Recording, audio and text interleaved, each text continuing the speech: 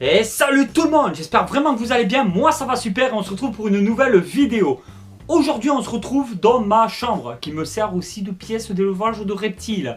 Et je me retrouve debout, ce qui est quand même assez rare. Tu noteras que Tonton Snake est rarement debout, parce que Tonton Snake c'est un petit feignant qui préfère rester assis quand il tourne ses vidéos.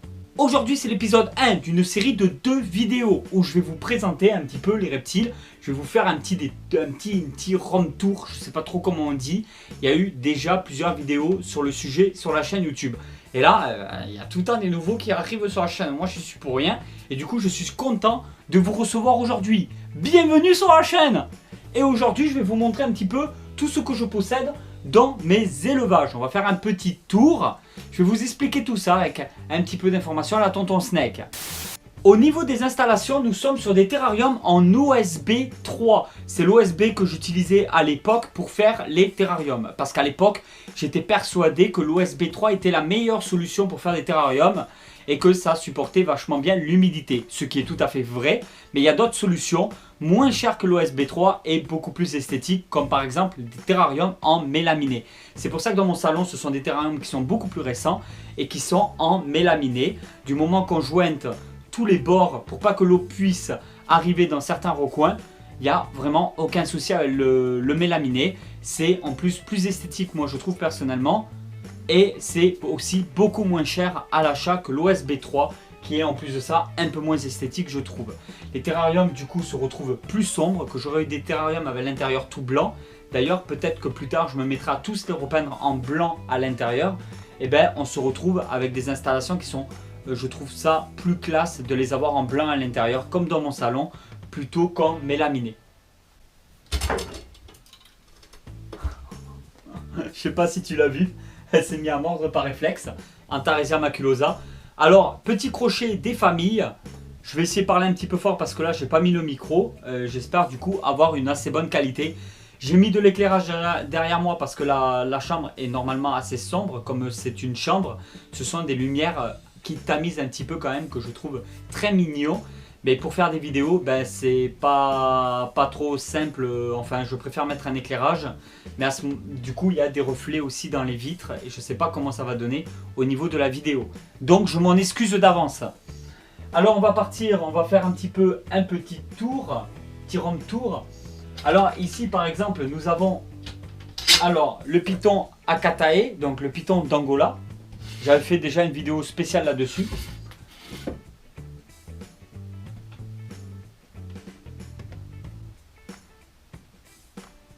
Alors c'est un jeune mâle, il n'est pas encore adulte, il a quelques années devant lui.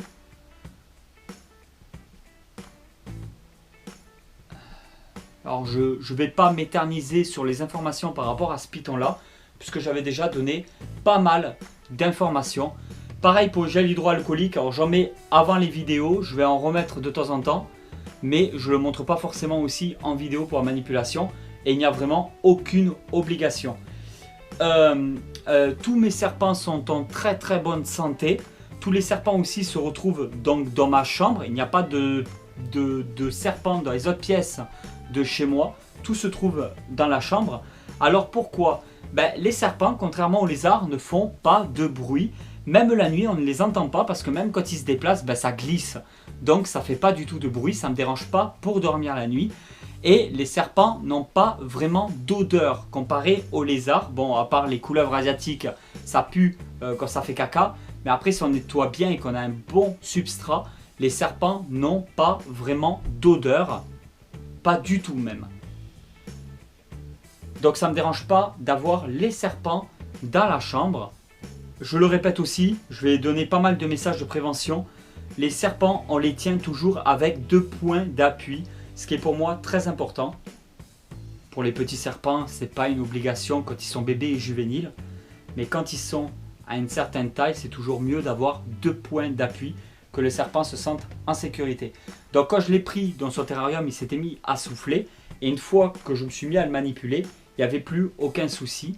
Même s'ils ne sont pas vraiment habitués à la manipulation parce que c'est très rare. De toute façon, c'est pas compliqué. Je les manipule quand je n'ai pas le choix. C'est-à-dire pour nettoyer par exemple les terrariums, des fois je dois les sortir pour pouvoir bien nettoyer les terrariums. Et je manipule quand je tourne des vidéos, c'est tout. Le reste de l'année, je ne les manipule pas du tout. Je n'arrive pas à me faire au terme NAC pour animaux de compagnie. Moi personnellement, pour moi ça restera toujours des animaux sauvages qui ne seront jamais des animaux de compagnie. Alors tout est sous cadenas par rapport à des clés, voilà, pour les vitres coulissantes j'utilise des cadenas. Alors je laisse les clés dessus parce que c'est pas le fait, je veux que personne ouvre les terras parce que ça n'arrive pas. Mes enfants n'ont pas à rentrer de toute façon dans ma chambre, donc il n'y a pas de risque à ce niveau-là. C'est surtout en fin de compte pour un système pour bien fermer les vitres, pour pas que les serpents puissent faire coulisser les vitres et s'enfuir. Mais quand il n'y a pas ce système-là, j'utilise aussi un autre système très simple. Je prends par exemple ceci. Alors soit on peut prendre un genre de trombone peut-être. Et là, nous sommes sur une tige métallique, un peu pour les plantes, les choses comme ça. On en trouve dans les jardineries, on en trouve un peu partout. Et je lui fais prendre la forme qu'il faut par rapport à un terrarium. On va le tourner dans l'autre sens, parce qu'il est fait pour l'autre côté. Et en fait, on le met comme ça, et on le fait tomber. Et là, le serpent est dans l'incapacité en fait de faire coulisser la vitre. Regardez, ça bloque du feu de Dieu. Ça ne raye pas du tout les vitres, contrairement aux cadenas, en fait, aux serrures, pour les vitres coulissantes. À la longue on peut rayer un petit peu les vitres. Là il n'y a vraiment aucun moyen de rayer les vitres. C'est super efficace de faire comme ça. Alors c'est tout simplement une tige qu'on plie à volonté comme on en a envie. J'utilise maintenant souvent des systèmes comme ça, mais quand j'ai fait mes installations j'avais acheté tout un lot de cadenas pour les vitres coulissantes. Mais j'aurais pris un petit rouleau, enfin ça m'aurait coûté beaucoup moins cher que des antivols quoi. Quand vous fermez comme ça des vitres pour terrarium, je vous conseille surtout de faire très attention sur les côtés, qu'il n'y ait pas 1 cm. Parce que certains serpents pourraient se faufiler comme ça. Et ça arrive, et je reçois encore beaucoup trop de messages de personnes qui ont perdu leur petit Pantherophis ou leur petit Python Regius parce que les vitres étaient mal fermées ou que les serpents ont bien coulissé les vitres. Il y a beaucoup de gens qui ne sont pas au courant, mais oui, les serpents peuvent faire coulisser une vitre. Pour ceux qui ont déjà vu d'autres vidéos dans ma chambre, ils ont pu voir qu'il y a sur ma table de nuit un rouleau de sopalin. C'est pas pour ce que vous croyez, mais des fois il y a besoin de nettoyer les terrariums ou de nettoyer les vitres, donc j'utilise du sopalin. Pour le nettoyage des vitres, j'utilise aussi du vinaigre blanc. Alors peu importe la marque, là je sais même pas d'où il vient, peut-être Carrefour, je sais pas. C'est même pas vraiment une marque. Vinaigre d'alcool, comme c'est marqué là, c'est du vinaigre blanc. Je nettoie toutes les vitres de tous les terrariums. L'odeur n'est pas très agréable, mais une fois que le vinaigre est sec, il n'y a plus aucune odeur. Donc en fait, c'est surtout quand vous à l'utilisation sur le moment. 2 minutes après, l'odeur elle est finie, il n'y en a plus. C'est juste pour nettoyer les vitres, frotter, un coup de sopalin pour sécher, et après c'est fini, il n'y a plus de traces. En vaporisateur, j'utilise celui-ci que j'ai acheté à l'époque à Leroy Merlin. Mais d'après mon pote Max, on en trouve aussi à Decathlon. Alors on pompe. Et ensuite c'est bon, c'est parti. On peut donc vaporiser.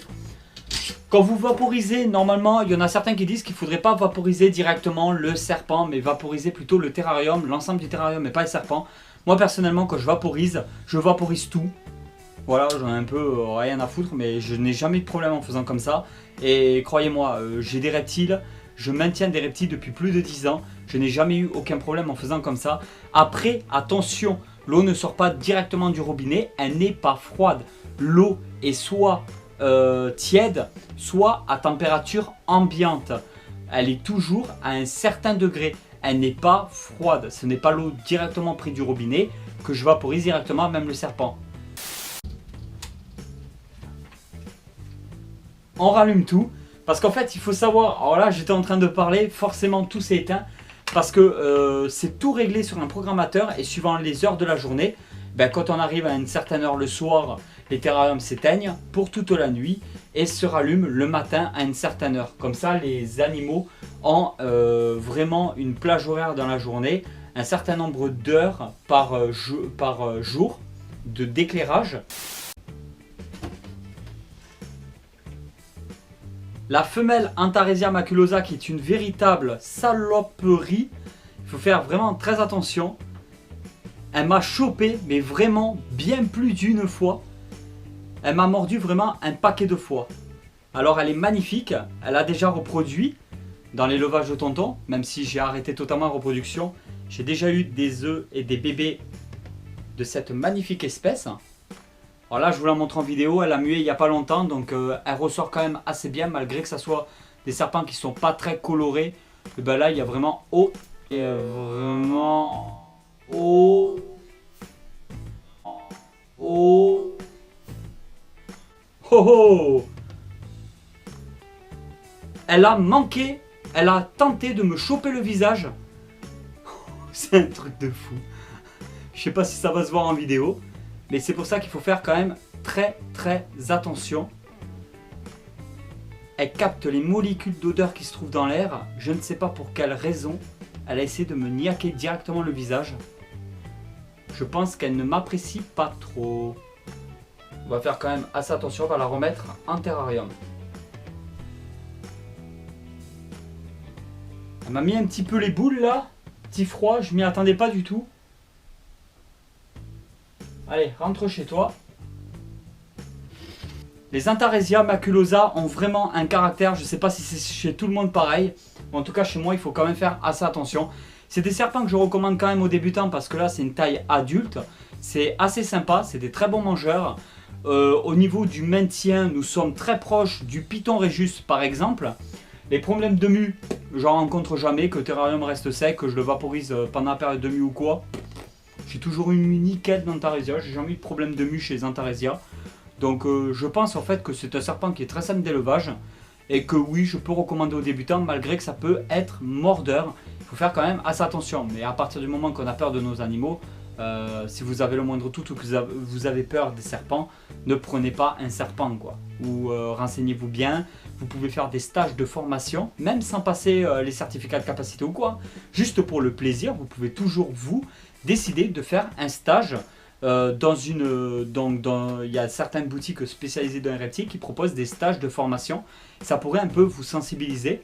Moi personnellement je ne l'ai pas encore fait parce que je n'ai pas vraiment l'utilité de le faire. Je connais tellement de monde qui ont des reptiles de tout, de partout du monde, des reptiles, des araignées, du crocodile, du venom, donc tout ce qui est serpent venimeux.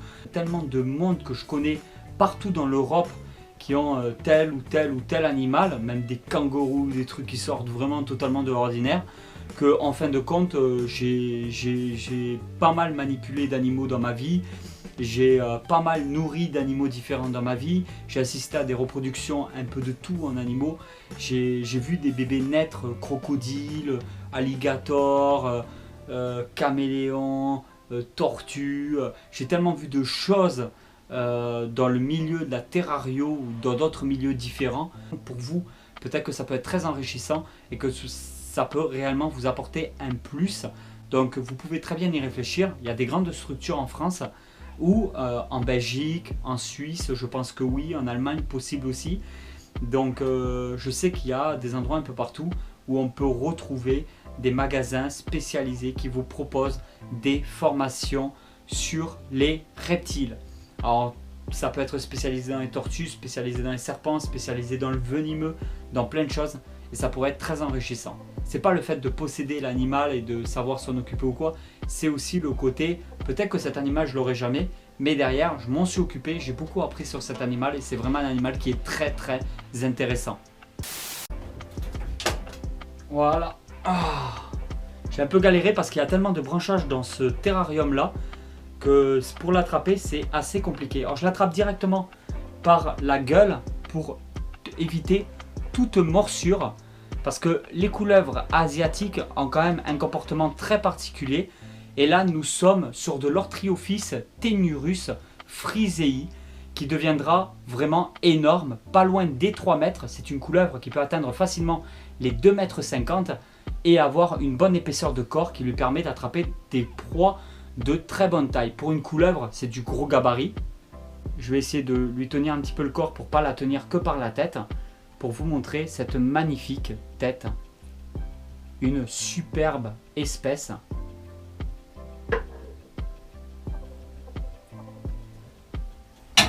Ah!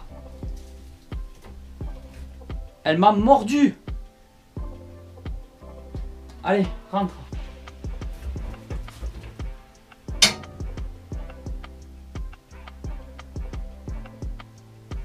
Elle m'a à peine un peu touché, donc bon, bah, juste un petit peu de sang vite fait, mais enfin, il y a 3 fois rien quoi.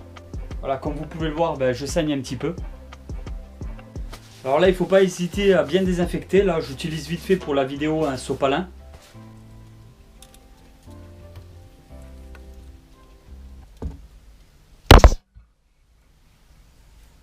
Maintenant, on va partir sur le Morelia Bradley qui est magnifique et qui est très vieux.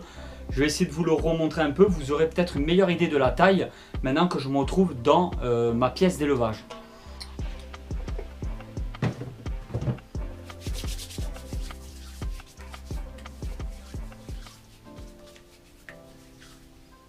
Ah, le gel hydroalcoolique quand on vient de se faire mordre, ça pique.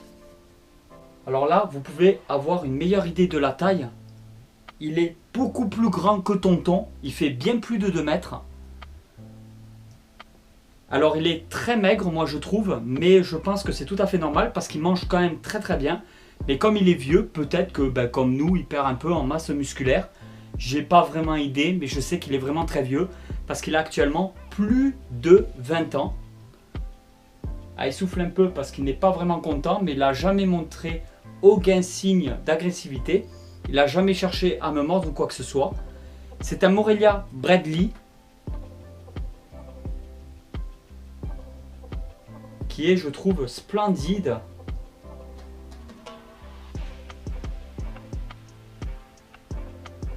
Et d'où on voit énormément bien les fossettes thermosensibles qui sont très développées.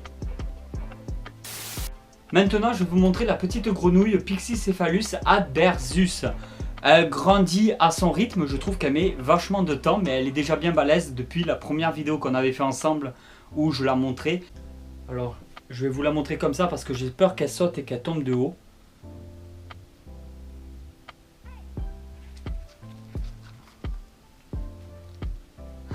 Et non, ce n'est pas un crapaud. Certains d'entre vous ont dit: t'es sûr, tonton, que tu n'as pas un crapaud? Parce que j'ai des crapauds dans mon jardin, ça y ressemble beaucoup. Non, malgré que c'est un peu la corpulence d'un crapaud, c'est une grenouille que j'ai eu tout bébé. Et maintenant, elle grandit petit à petit. Elle a plus d'1 an, ça c'est sûr. Après, l'âge exact, je ne sais pas exactement. Alors, regardez. Voilà, c'est une grenouille taureau. Mais c'est pas la grenouille taureau qui est invasive en France, qui vient, je crois, des États-Unis. C'est la grenouille taureau africaine. Alors, je lui donne principalement, quasiment tout le temps que des insectes, de toute façon. Vers de farine, blatte red runner, blatte dubia, des choses comme ça. Et de temps en temps, quand il y avait une araignée qui traînait chez moi, la nuit, qu'on l'a trouvée, hop, je l'attrape à la pince et je lui donnais vite fait à bouffer. C'est une espèce qui va manger pas très souvent. Et adulte, elle peut faire un poids de plus d'1 kg et une taille de plus de 15 à 20 cm, ce qui peut devenir énorme. C'est là, si je ne me trompe pas, c'est la 2e grenouille la plus grande au monde. J'ai reçu un message aussi il n'y a pas longtemps d'une personne qui me disait que l'eau déminéralisée c'était vraiment pas bon et que j'allais faire crever toutes mes bêtes parce qu'il m'a vu à plusieurs reprises dans des vidéos donner à boire à mes reptiles avec de l'eau déminéralisée. Alors je vais vous montrer quelque chose. Voici un bidon de 5 litres d'eau déminéralisée. C'est des bidons que j'achète, voilà le placement de produit. C'est des bidons que j'achète en grande surface, ça vaut pas grand chose. Et j'utilise l'eau déminéralisée, je le répète, pour les nids à fourmis. Attention, pas pour donner à boire directement aux fourmis. C'est pour mettre dans les compartiments adaptés à cet effet dans les nids de fourmis pour pouvoir humidifier le nid. Donc dans les réserves d'eau des nids de fourmis, c'est mieux de mettre de l'eau déminéralisée pour pas qu'il y ait un dépôt de calcaire qui se forme à l'intérieur et qui tanchifie un petit peu le nid, et sur le long terme la capillarité ne se fait pas correctement dans les nids de fourmis. Donc j'achète de l'eau déminéralisée, ça me coûte pas grand chose. Par contre, quand les bidons de 5 litres sont vides d'eau déminéralisée, je ne jette jamais les bidons. Les bidons d'eau déminéralisée, je les garde et j'en ai plein comme ça en stock. Et je trouve que c'est génial dans la vie de tous les jours d'avoir ces petits bidons de 5 litres. Ça peut être super pratique. Moi perso, des bidons comme ça, j'en remplis 5 ou 6. j'en garde un petit peu dans la chambre. Et comme ça, quand il faut remettre de l'eau dans toutes les installations, parce que j'ai pas de point d'eau en fait dans ma chambre, ça fait que comme ça, je peux remplir là où il manque de l'eau, tout ça, nettoyer un peu les coupelles d'eau, tout ça. Et ben, je peux prendre toutes les coupelles d'eau de tous les terrariums. J'enlève vraiment la totalité des bacs d'eau de toutes les installations et je peux vous affirmer que ça fait vraiment beaucoup de bacs d'eau. Et ensuite, ce que je fais, c'est que tous les bacs d'eau, je vais les nettoyer à la salle de bain. Je frotte, je nettoie entièrement chaque bac d'eau et je les remets dans chaque installation. Mais je ne vais pas remplir la salle de bain pour revenir dans la chambre, pour le poser, pour en remplir d'autres, pour revenir dans la chambre, le poser, etc. Je fais tout d'un coup. Et comme ça, dans la chambre, une fois que j'ai tout remis, tous les bacs d'eau et qui sont propres, ensuite, avec mes bidons de 5 litres d'eau du robinet, je précise, je remplis chaque bac d'eau de la chambre et ça m'évite de faire plusieurs allers-retours.